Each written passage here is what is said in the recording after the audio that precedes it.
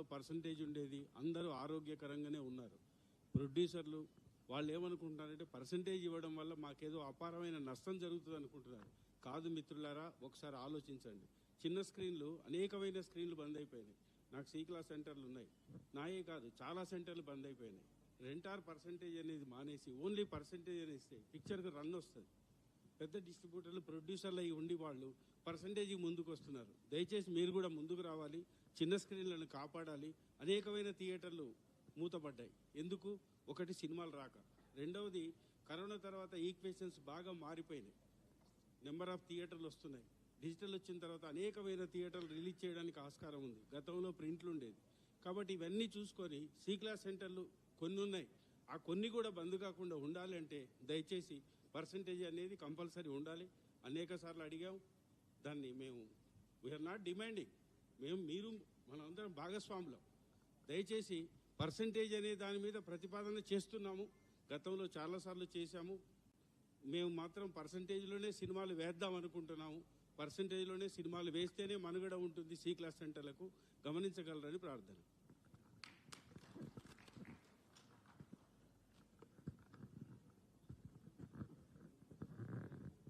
మీరేమైనా అడుగుతారండి? మీరు ఎన్ని క్వశ్చన్స్ మీరు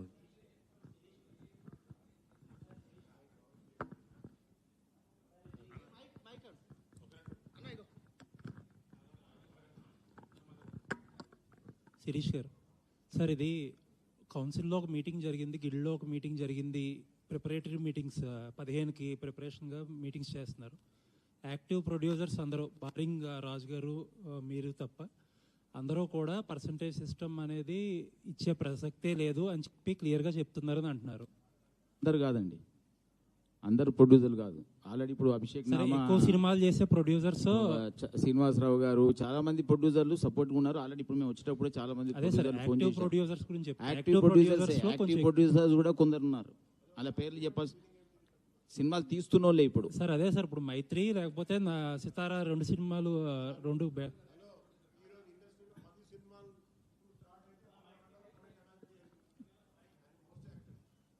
10 సినిమాలు ఇప్పుడు అర్ధ గంటలో కొంటాడు ఆయన. అదే సార్. ఇప్పుడు మీకు క్లారిటీ ఇస్తున్నా, యాక్టివ్ ప్రొడ్యూసర్ చాలా మంది దీనికి మద్దతుగా ఉన్నారు. కొందరు వ్యక్తులే మద్దతుగా లేరు. వాళ్ళ బాధలు వాళ్ళు చెప్పుకుంటున్నారు, వీళ్ళ బాధలు వీళ్ళు చెప్తున్నారు.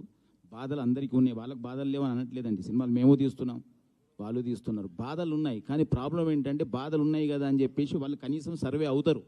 ఇప్పుడు మేము సినిమాలు తీస్తున్నాం, ఇక్కడ కాకపోతే హిందీలో తీస్తున్నాం, బాలీవుడ్లో తీస్తున్నాం, ఎక్కడైనా సినిమా ఆగట్లా, థియేటర్లు ఆగిపోయే పరిస్థితికి వచ్చినాయి.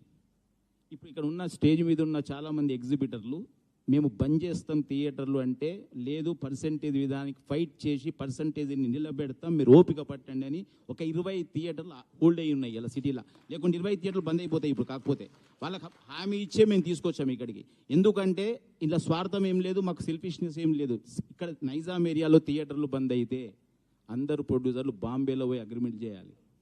ఇలా బాంబేలో సింగిల్ థియేటర్ లేదండి, ఎక్కడ సింగిల్ థియేటర్లు మనగడ మొత్తం పోయింది. ఓన్లీ ఉన్నదల్లా ఇప్పుడు మన ఓన్లీ తెలుగు ఫిలిం ఇండస్ట్రీని ఉన్నాయి సింగిల్ థియేటర్లు. దీన్ని కాపాడుకోవాల్సిన బాధ్యత మనకుంది.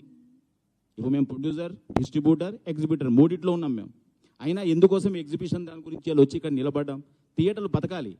ఇప్పుడు మాకే కాదు, మాకున్న థియేటర్లు ఎంత ఉన్నాయో మైత్రికి అంతే ఉన్నాయి, మిగిలిన వాళ్ళకు ఉన్నాయి, అందరికీ థియేటర్లు ఉన్నాయి. ఇక్కడ థియేటర్లు లేని వాళ్ళు ఎవరు లేరు. మా కోసం మేము సెల్ఫిష్గా దీనికోసం ఫైట్ చేయట్లే, బతకాలి. థియేటర్ సింగిల్ థియేటర్లో ఇప్పుడు మీరే ఉన్నారు, మీ మీడియా మిత్రులు, సింగిల్ థియేటర్కి మీరు ఇంట్రెస్ట్ చూపిస్తారా, మల్టీప్లెక్స్ చూపిస్తారా సినిమా చూడటానికి?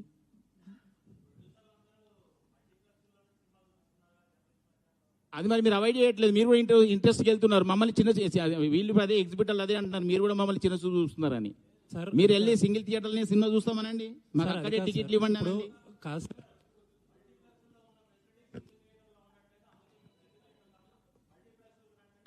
రైట్, మీరు చెప్పేది బాగుంది. మీరు ఇప్పుడు ఆ పర్సెంటేజ్ సిస్టమ్ అయిన తర్వాత మీరు ఏ థియేటర్లు అయితే ఆ ఫెసిలిటీస్ లేవో మీరు నిలదీయండి. ఇప్పుడు నా థియేటర్లు ఉన్నాయి, లేకుంటే సునీల్ థియేటర్లు ఉన్నాయి, లేకుంటే ఇంకెవరి థియేటర్లు, ఆ థియేటర్కి వెళ్ళి సినిమా చూడండి. సినిమా చూసిన తర్వాత ఏంటి థియేటర్ ఇలా ఉందని అప్పుడు మీరు రాయండి.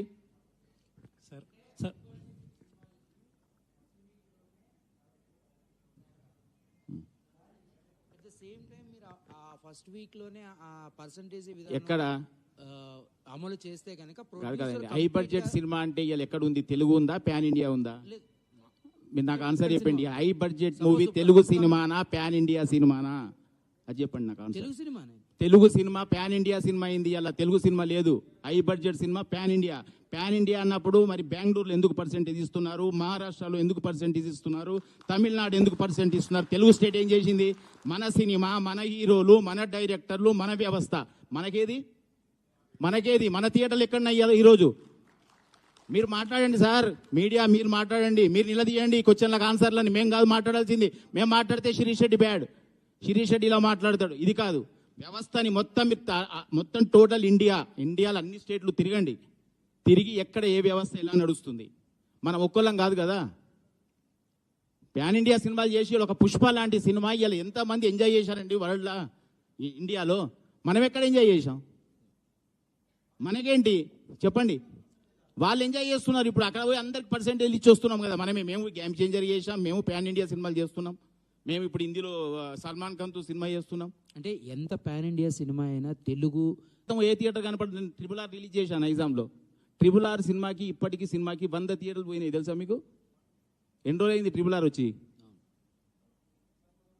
అంతరించిపోతుంది. ఇవన్నీ తెలిసిన వ్యక్తిగా నేను మాట్లాడుతున్నా. తెలియని వాళ్ళు చాలా మాట్లాడుతున్నారు. ఇండస్ట్రీలో ఏ ప్రొడ్యూసర్ తెలియదు, ఏ థియేటర్ బంద్ అయింది తెలియదు, ఏ థియేటర్ ఉన్నదో తెలియదు.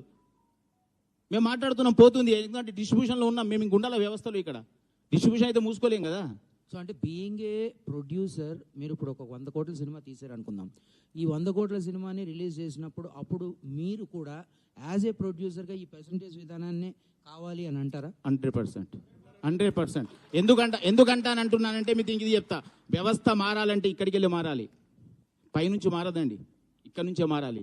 పాలిచ్చేవాడు పాలేరయ్యాడు. ఇవాళ వ్యవస్థ ఇక్కడ నుంచి స్టార్ట్ అవుతుంది, రెవెన్యూ ఇక్కడికి వెళ్ళి మొదలవుతుంది, థియేటర్ నుంచి రెవెన్యూ మొదలవుతుంది. కానీ ఇలా ఓటీటీకి పోయిన తర్వాత ఓటీటీ ఇంపార్టెంట్ అయింది, థియేటర్ చిన్న చూపైంది. అది కాదు కదా. ఇక్కడికి వెళ్ళి మనం ఎంజాయ్ చేసేది థియేటర్ని, మనం సినిమా చూసేది థియేటర్ని. కటౌట్లు పెట్టి ఎంజాయ్ చేస్తున్నారు, పాలాభిషేకం. ఎందుకంటే అంతదాకా ఎందుకు? రిపీట్ రన్ సినిమాలు ఫుల్స్ వస్తున్నాయి కదా. ఎందుకు వస్తున్నాయి మరి? ఓటీటీలో ఉంది కదా మూవీ. అది థియేటర్ ఎంజాయ్మెంట్ మిస్ అవుతున్నాం కదా సార్. ఇది ఇప్పుడు ఆల్మోస్ట్ 5 నెలల నుంచి సరైన సినిమా అనేది పడలేదు. అందరికీ ఇక్కడ ఉన్న వాళ్ళందరికీ కూడా, మనందరికీ కూడా పెద్ద అనేది చాలా ఇంపార్టెంట్ సినిమా. ఆ ప్రొడ్యూసర్లేమో పర్సంటేజ్ సిస్టమ్కి మేము వ్యతిరేకమని ఓపెన్గా డైరెక్ట్ ఇంటర్వ్యూలో ఇస్తున్నారు కదా ఆయన టీవీలో. మరి ఏంటి దీనికి సొల్యూషన్ ఏంటి? ఎందుకంటే ఇంకా చాలా దగ్గరకు వచ్చేసింది. అంటే సొల్యూషన్ ఏం లేదండి. యాక్చువల్లీ మేమైతే పర్సంటేజ్ విధానం అని లాస్ట్ మంత్ ఫస్ట్ నుంచే స్టార్ట్ అయింది.